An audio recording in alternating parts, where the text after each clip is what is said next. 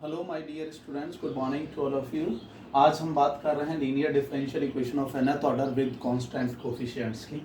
एक differential equation of the form a not D n y upon d x to the power n plus a one D n minus one y upon d x to the power n minus one plus and so on is equal to capital Q। Capital Q, this is the function of the independent variable because x is the independent variable, so this is the function of x। Now why we are saying कि this differential equation is a linear। कैसे हम ये कह रहे हैं कि ये differential equation linear है, इसका ऑर्डर n है और this is the with constant coefficients। then here linear, पहले तो हम बात कर लें कि लीनियर कैसे है। ये इस टर्म की बात कर रहे हैं, टर्म बाय टर्म हम बात कर लेंगे। लीनियर क्यों है ये? लीनियर की डेफिनेशन के अकॉर्डिंग डिपेंडेंट वेरिएबल और उसके जितने भी डेरिवेटिव्स होते हैं उन सब की पावर 1 होनी चाहिए। So here dependent variable y, इसके derivative they all are in the first degree. Next, and they should not be in the product, यानी ये कहीं भी प्रोडक्ट फॉर्म में नहीं होने चाहिए, मतलब इस तरह का आपके पास नहीं होना चाहिए y into d y by d x हो जाए या d y by d x into d square y upon d x square हो जाए। यानी एक कंडीशन तो ये थी कि डिपेंडेंट वेरिएबल उसके डेरिवेटिव की पावर 1 होनी चाहिए और ये कहीं भी प्रोडक्ट फॉर्म में नहीं होने चाहिए। सो इस इक्वेशन में कहीं भी ऐसा नहीं है। सो इस इक्वेशन को हमने क्या बोला? This is the linear. Next, फिर हम बात करें nth ऑर्डर। इस डिफरेंशियल इक्वेशन में हाईएस्ट डेरिवेटिव जो इन्वॉल्व है वो कितना इन्वॉल्व है? nth। So this is the nth order हो गया। नेक्स्ट, फिर हमने बात करी विद कांस्टेंट कोएफिशिएंट की, डिपेंडेंट वेरिएबल और उसके जितने भी डेरिवेटिव्स हैं इन सब के जो कोफिशिएंट्स हैं they all are constants, means a not a1 a2 and so on an all are the constant. So this is the linear differential equation with constant coefficients. इसके बाद आगे बात करते हैं, हमने देखना आगे हमने पहचान लिया कि डिफरेंशियल इक्वेशन है कि linear differential equation with constant coefficient है। फॉर एग्जांपल मैंने एक और दूसरी डिफरेंशियल इक्वेशन लिखी, जैसे ये लिख दिया dqy upon dx cube plus 3d square y upon dx square plus 2dy by dx plus 4y is equal to x square. So check कर सकते हैं कि ये किस ऑर्डर की है? थर्ड ऑर्डर की है, लीनियर है, कहीं भी डिपेंडेंट वेरिएबल उसके डेरिवेटिव्स की पावर एक से ज्यादा नहीं है, एंड देन नेक्स्ट कहीं भी ये प्रोडक्ट फॉर्म में नहीं आ रहे हैं। विद कांस्टेंट कोएफिशिएंट क्यों है? क्योंकि जितने भी डिपेंडेंट वेरिएबल उसके डेरिवेटिव के कोएफिशिएंट्स हैं they all are the constants. Next, अब हमें बात करनी है कि ये इस डिफरेंशियल इक्वेशन को शॉर्ट फॉर्म में, यानी हम इसको ऐसे भी लिख सकते हैं, यानी कैपिटल डी की टर्म्स में लिख सकते हैं, जैसे मैंने operator D is equal to consider कर लिया, that is the d over d x. Then इस इक्वेशन को यदि मैं रिड्यूस करूं तो this is the a not D n plus a one D n minus one plus and so on, that is the last, this is the a n and this y is equal to capital Q.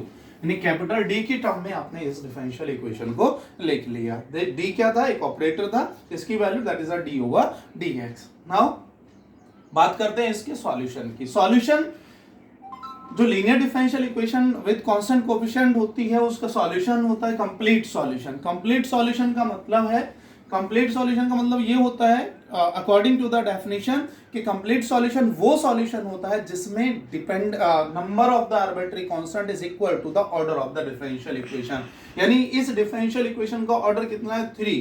तो जब इसका हम complete solution निकालेंगे उसमें number of arbitrary constant भी कितने आने चाहिए? 3 आने चाहिए। देन उस सॉल्यूशन को हम क्या बोलेंगे? कंप्लीट सॉल्यूशन बोल देंगे। So the complete solution of this linear differential equation with constant coefficient is y is equal to CF plus PI.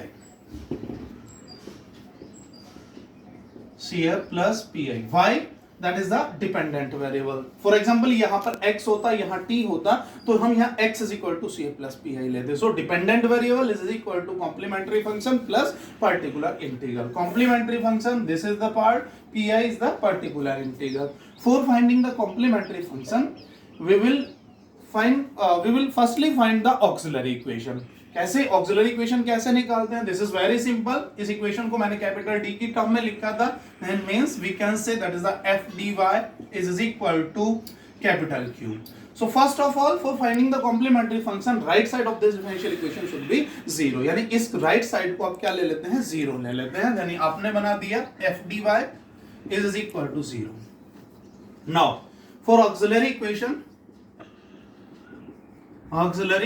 you will substitute d is equal to m and y is equal to 1। d को m रख दीजिए, y को 1 रख दीजिए, then you will get that is the fm is equal to 0. So you will get a equation in terms of m. Yani this equation is called the auxiliary equation. Now our complementary function is depends on the roots of the auxiliary equation. यानी हमारा जो complementary function है वो depend करता है इसके जो auxiliary equation है इसके roots पर.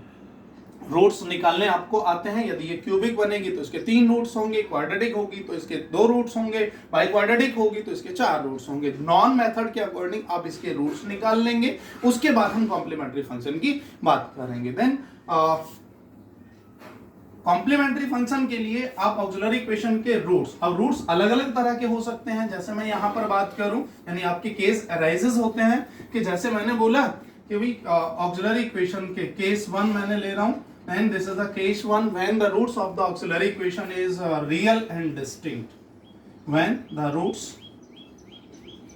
are real and distinct, then that is m is equal to m1 m2. दो रूट आए और वो दोनों कैसे हो गए, अलग अलग हो गए, यानी डिस्टिंक्ट हो गए. और these both are the real. Then the complementary function according, ये हमने अपनी मर्जी से नहीं लिया, इसका सॉल्यूशन निकाला और according to the rule we will get the complementary function. Complementary function is equal to आ गया c1 e की power m1x plus c2 e to the power m2x. ये आपने कॉम्प्लीमेंट्री फंक्शन. यदि ये रूट 3 रूट होते या 4 रूट होते तो and so on. For example यदि ये रूट आ जाए m1 m2 m3, then you will mention, you will add here that is c3 e to the power m3x and so on.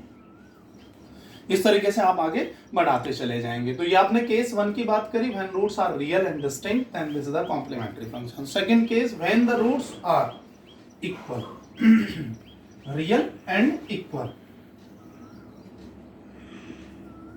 Means m is equal to, that is m is equal to m1, एक root भी आ गया, दूसरा भी आपके पास m1 आ जाता है. दो root है और वो दोनों कैसे आ गए, same. Then the complementary function, उस केस में complementary function cf is equal to c1 plus c2x into e to the power m1x. ये आपका कॉम्प्लीमेंट्री फंक्शन. मैंने बताया था जितने रूट्स उतने आपके आर्बिट्री कांस्टेंट इन्वॉल्व होंगे, and that is the c1 plus c2x e to the power m1x. Next, यदि हमारे पास ये दोनों रूट इक्वल हो जाएं और एक रूट डिस्टिंक्ट आ जाए, ये इस तरह से आ जाए, then case 1 case 2, then this the same. यहां पे आपके पास बन जाएगा कि केस 2 के लिए यानी इक्वल रूट के लिए ये वाला कॉम्प्लीमेंट्री फंक्शन, डिस्टिंक्ट रूट के लिए केस 1 यानी कि c3 e की पावर m2x. नेक्स्ट, यहीं से मैं राइज कर लेता हूं. यदि यहाँ पे ये रूट आपके 3 रूट हो या 4 रूट हो और वो सारे के सारे कैसे हो जाए, इक्वल हो जाए, that is m is equal to m1 m1 m1, next is also m1.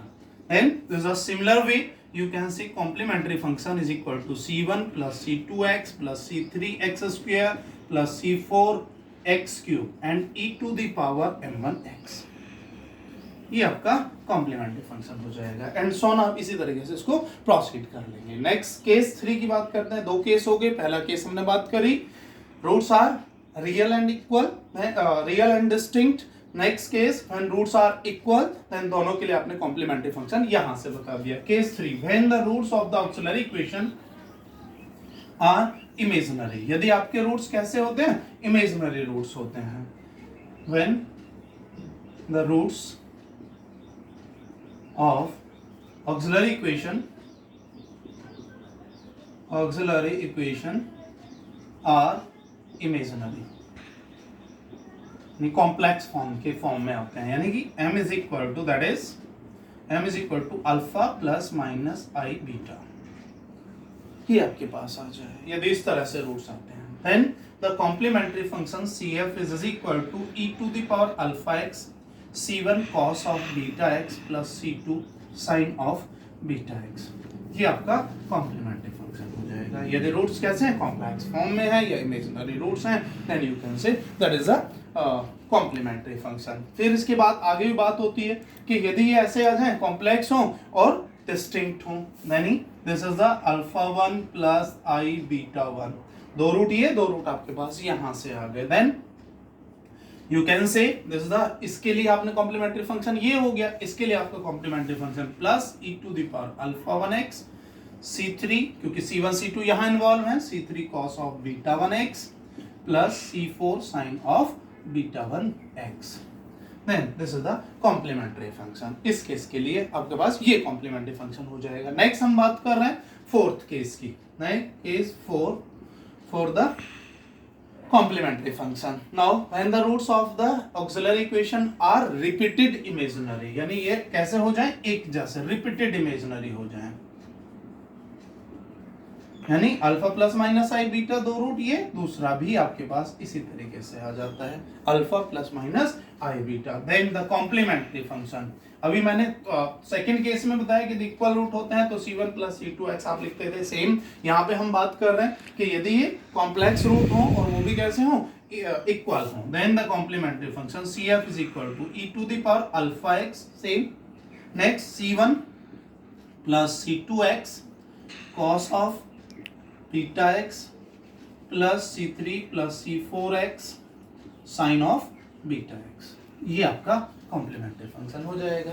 Next यहीं पे यदि हम बात करें कि भाई चार रूट तो हमारे पास ये आ रहे हैं, इसके बाद एक रूट हमारा ये आ जाता है m2, देन अब क्या करना है, कॉम्प्लीमेंट्री फंक्शन में यहीं पे ऐड कर दीजिए, that is a c5 e to the power m2x आ गया। नेक्स्ट यदि मैं यहाँ बोल दूं इसी में कि ये आपके पास m इज इक्वल टू, हम कोई एग्जांपल लिया और उसके रूट्स आ गए हैं, m is equal to m1, next तीसरा रूट आ गया m2, नेक्स्ट फिर आपने बताया कि दो रूट आ गए alpha plus minus i beta, इस तरह से, देन द कॉम्प्लीमेंट्री फंक्शन, ये आपका कॉम्प्लीमेंट्री फंक्शन क्या हो जाएगा, that is equal to c1 e to the power m2x, distinct root वाला केस, यानी ये डिस्टिंक्ट रूट है, इन दोनों से अलग है, तो this the c1 e to the power m2x plus equal root के लिए बात कर लीजिए, and that is the c2 plus c3x e to the power m1x, ये आपके पास आ गया। फिर कॉम्प्लेक्स रूट के लिए बात कर लीजिए, e to the power alpha x, c3 यहाँ c4 cos of beta x plus c5 sin of beta x, ये आपका कॉम्प्लीमेंट्री फंक्शन हो जाएगा। देन आपने बताया इसका कंप्लीट सॉल्यूशन होता था CF प्लस PI, तो CF आप इन रूट के, ये आपके रूट्स ये हो सकते हैं, इसके अलावा जो रूट होंगे इन्हीं चारों में से हम यहाँ से कैलकुलेट कर लेंगे, और फिर उसके बाद हम बात करेंगे PI की नेक्स्ट वीडियो में। इस वीडियो को ध्यान से सुनने के लिए थैंक यू।